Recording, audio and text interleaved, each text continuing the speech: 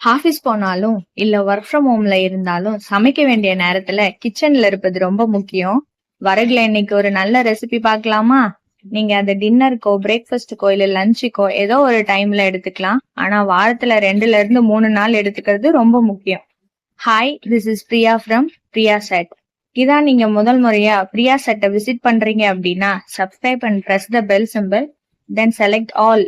அப்பதான் நான் போடுற எல்லா வீடியோவும் உங்களை உடனே வந்து நோட்டிபிகேஷன்ல சேரும். டின்னர் பார்க்கலாமா? தேவையான அளவு வரகை எடுத்து தண்ணி ஊத்தி நல்லா அலசி ஒரு ஓரமா வச்சுக்கலாம். வரகு சாப்பிடறதால நிறைய பெனிஃபிட்ஸ் இருக்கு.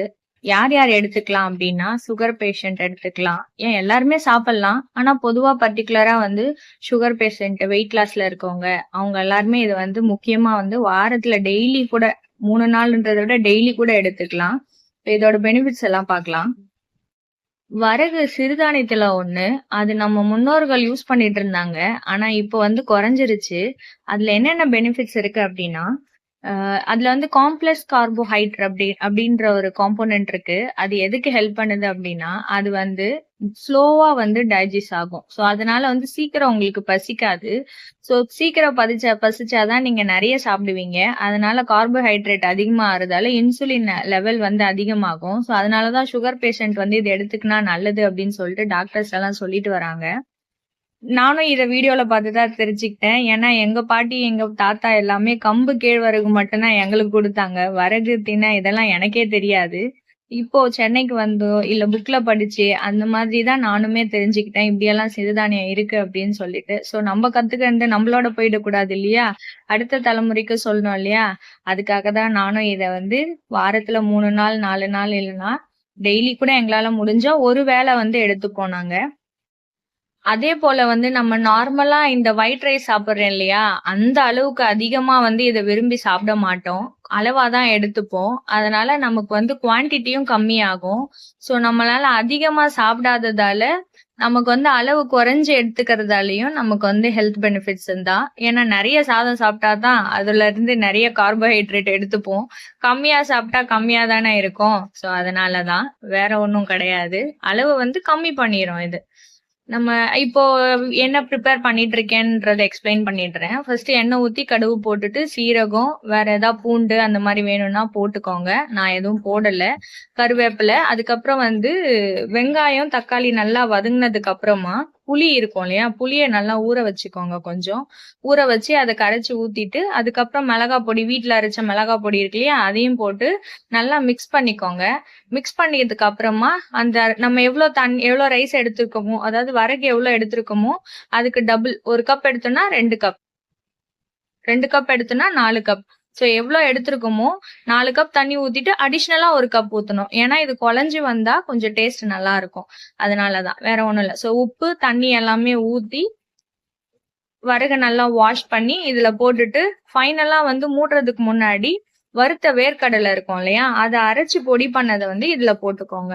ஏன்னா அது இன்னும் டேஸ்ட் வந்து நல்லா இருக்கும். ஸோ குழந்தைங்களுக்கு கொடுக்கும்போது அதை ஈஸியா சாப்பிடுவாங்க. அதுவும் இல்லாம இது புது வகையான நம்ம இன்ட்ரடியூஸ் பண்றோம் இல்லையா? ஸோ கொடுக்கும் போதே ஸ்டார்டிங்ல கொஞ்சம் டேஸ்டா கொடுத்தாதான் அவங்க வந்து அதை வந்து அக்செப்ட் பண்ணிப்பாங்க. இல்ல அப்படின்னா வேண்டாம், எனக்கு வேண்டாம், இது பிடிக்கல அப்படின்ற மாதிரி சொல்லிடுவாங்க. ஸோ எது கொடுத்தாலும் அவங்களுக்கு பிடிச்ச மாதிரி டேஸ்டா கொடுக்குற மாதிரி ட்ரை பண்ணுங்க. அப்பதான் அவங்களுக்கு ஈஸியா இதை வந்து அடாப்ட் பண்ணிப்பாங்க. இல்லைன்னா வந்து அவாய்ட் பண்ணிடுவாங்க. சரிங்களா? சோ நான் எல்லாத்தையும் கழுவி, அரிசியெல்லாம் நல்லா கழுவி போட்டு உப்பெல்லாம் பார்த்துட்டேன். உப்பு பார்த்துட்டு பத்தலைன்னா நீங்க இன்னும் கொஞ்சம் அடிஷ்னலா போட்டுக்கோங்க. போட்டுட்டு குக்கரை நல்லா மூடிட்டு ஒரு 5 விசில் இல்லைன்னா 6 விசில் விட்டுக்கோங்க. 5 to 6 விட்டீங்கன்னா குழஞ்சு நல்லா வரும். உங்களுக்கு உதிரியா வேணும்னா 3 விசில்லே நிறுத்திடலாம். 3 விசில்லே நிறுத்திட்டு எல்லா விசிலும் ஆட்டோமேட்டிக்கா போனதுக்கு அப்புறமா நீங்க வந்து திறந்தீங்கன்னா ஈஸியா இருக்கும். சோ அதுக்கு வந்து கூட வந்து தொட்டுக்கிறதுக்காக முட்டையும் அப்பளமும் பொரிக்கலாம் அப்படின்னு இருந்தேன். முட்டை எங்க வீட்டுல வந்து அப்படியே சாப்பிட மாட்டாரு சார். அதாவது நம்ம மாஸ்டர் செஃப் இருக்காங்க இல்லையா? பாயில் பண்ணி அப்படியே கொடுத்தா சாப்பிட மாட்டாங்க. அவங்க பாட்டி வந்து அவருக்கு ஃப்ரை பண்ணி கொடுத்தே கெடுத்து வச்சிருக்காங்க. கட்டாயப்படுத்தி கொடுத்தா சாப்பிட்டுருவான். பட் அவனுக்கு பிடிச்ச மாதிரி கொடுக்கணும் இல்லையா? அந்த அடுப்புல முட்டைய வேக வச்சுட்டு இன்னொரு அடுப்புல வானல்ல வந்து எண்ணெயை ஊத்திட்டேன் அப்பளம் பொரிக்கிறதுக்காக. அது நல்லா சூடேறின உடனே ஒவ்வொரு அப்பளமா போட்டு பொரிச்சு எடுத்துக்கலாம். நான் ஆக்சுவலா பொரிக்கும்போது கொஞ்சம் கம்மியா தான் எண்ணெய் ஊத்திப்பேன். அதிகமா எண்ணெய் ஊத்துனா திருப்பி ரீயூஸ் பண்றதுக்கு கஷ்டமா இருக்கும். ஸோ அதனால வந்து அளவா எடுத்துக்கிட்டோம் அப்டின்னா, திருப்பி சீக்கிரமா காலி பண்ணிரலாம். முட்டை உரிக்கிறதுல ஒரு பெரிய ட்ரிக்ஸ் இருக்கு. முட்டை வெந்த உடனே தண்ணி வந்து சூடான தண்ணிய கீழ ஊத்திட்டு, பச்சை தண்ணில ஒரு 2 நிமிஷம் வச்சிருந்தோம் அப்டின்னா, ஈஸியா உடைக்க வந்துரும். தோலே நல்லா அழகா அந்த உள்ள இருக்க வெள்ள கரு எல்லாமே இல்லாம அழகா ஈஸியா வந்துரும். பாருங்க நான் உரிக்கும்போதே உங்களுக்கு தெரியும். ஒரே தட்டு தான் அழகா ஓடும். வெள்ள கருவும் தனித்தனியா வந்துரும் பாருங்களேன். அங்க பாருங்களேன். அவ்வளவுதான். சிம்பிள் இல்லையா? சோ இந்த ட்ரிக்ஸ ஃபாலோ பண்ணுங்க. அதுக்கப்புறம் நல்லா எல்லா உரிச்ச முட்டை எல்லாத்தையும் பாதி பாதியா கட் பண்ணிக்கலாம். இந்த பக்கம் கடாய வச்சுட்டு எண்ணெய ஊத்திட்டு கடுகு போட்டுட்டு முட்டைய வந்து கவுத்து போடலாம். ஏன்னா அந்த கரு தனித்தனியா பிரிஞ்சிரும். அதனால கவுத்து போட்டுட்டு சும்மா ஒரு ஆவி வந்த உடனே திருப்பி போட்டுறலாம். திருப்பி போட்டதுக்கு அப்புறமா அதுக்கு தேவையான உப்பு, அதுக்கப்புறம் மிளகாத்தூளு இது எல்லாமே போட்டுட்டோம் அப்படின்னா முட்டை ஃப்ரையும் ரெடி ஆயிரும். அப்படியே எடுத்து சர்வ் பண்ணா சாப்பிட வேண்டியதுதான்.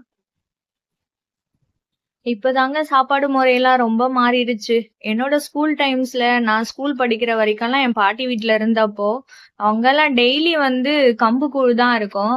அதாவது கேழ்வரகும், கம்பும் போட்டு கலந்து வைப்பாங்க. அப்பயுமே வந்து இங்க சென்னையில இருக்க கூழ் மாதிரிலாம் இருக்காதுங்க. சென்னையிலலாம் எல்லாம் அரிசி போட்டு பண்றாங்க.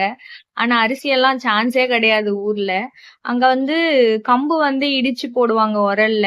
அப்புறம் கெவுரு மாவு வந்து மிஷின்ல குடுத்து அரைச்சு எடுத்துட்டு வந்து வச்சுப்பாங்க.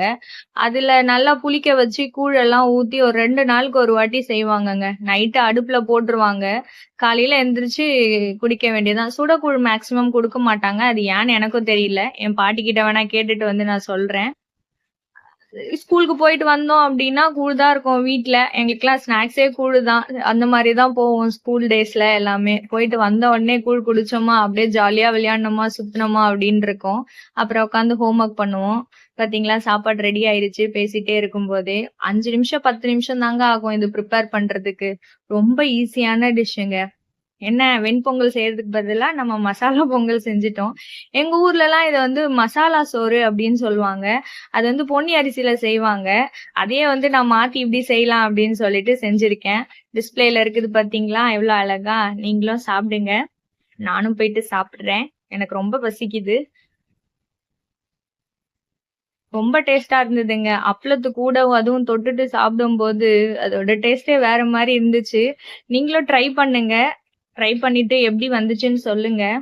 Happy cooking. Bye. Thanks for watching.